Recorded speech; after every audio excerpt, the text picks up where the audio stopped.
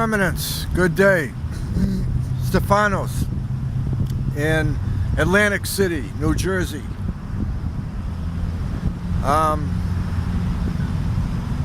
The building in the background was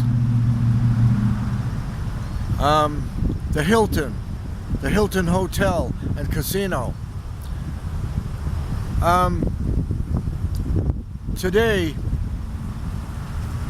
I was going to carry the story forward about Alexander's tomb. I left off with Septimius Severus. That's the last we hear from the ancient world of the tomb in Egypt.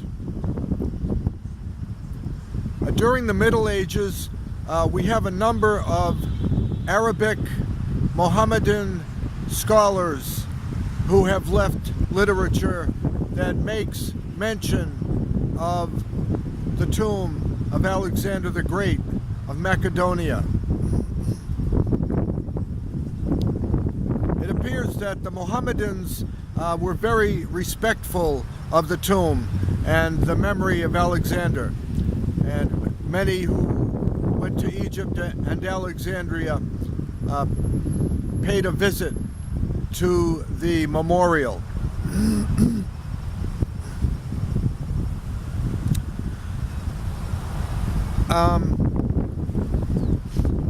Then we have a man in later times, Leo the African. He was from Morocco. And when he was young, he was kidnapped by pirates, and they took him to Italy and sold him to the Italians. And he learned how to speak and write in Italian. And in literature that he has left us, he says he was in Alexandria in the year we date approximately 1491, which would be 40 years after the fall of Constantinople. Leo the African from Morocco. He says that the sarcophagus was in a small chapel in one part of the city, and that people were visiting to pay their respects in 1491.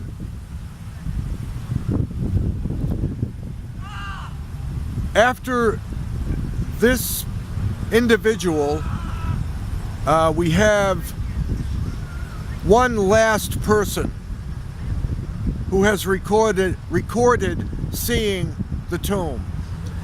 His name was George Sandys. It appears he was a British subject sailing in one of their ships in the Mediterranean. And he says he was in the city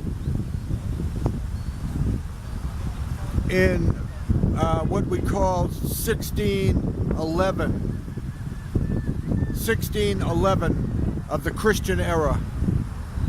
George Sandys recorded that he saw the tomb in letters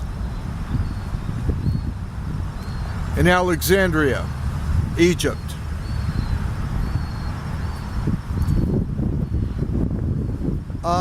Then the story falls silent until the modern era in 1850, around 1850. The city fathers of Alexandria, aware of the legend of Alexander, searched the city for the tomb. They couldn't find it. They could not find it. So they hired some would-be archaeologists from that era, mostly from the Western universities that were popping up and looking for antiquities in the Middle East. One of them was Heinrich Schliemann. Schliemann was famous for his search for the city of Troy and the ruins that he uncovered in the Troas, which scholars are debating still today. But Schliemann searched Alexandria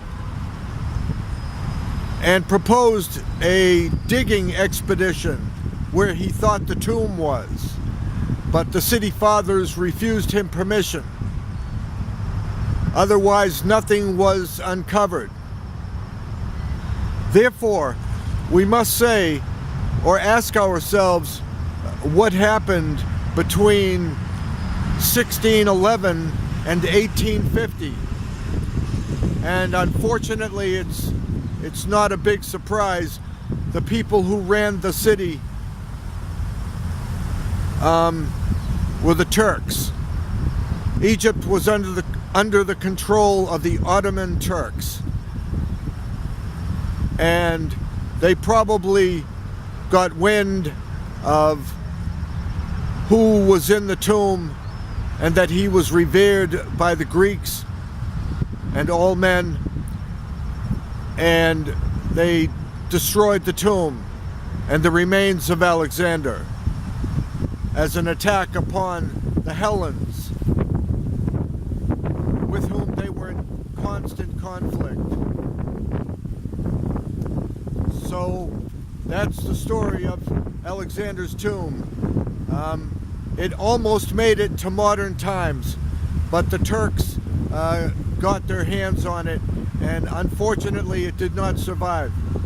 But the literature that remained is enough to convince us that this is where his body lay. And on that point, sadly, I will finish my thesis of the Macedonian king, and hope to see you in the near future. Thank you, Your Eminence, for your time.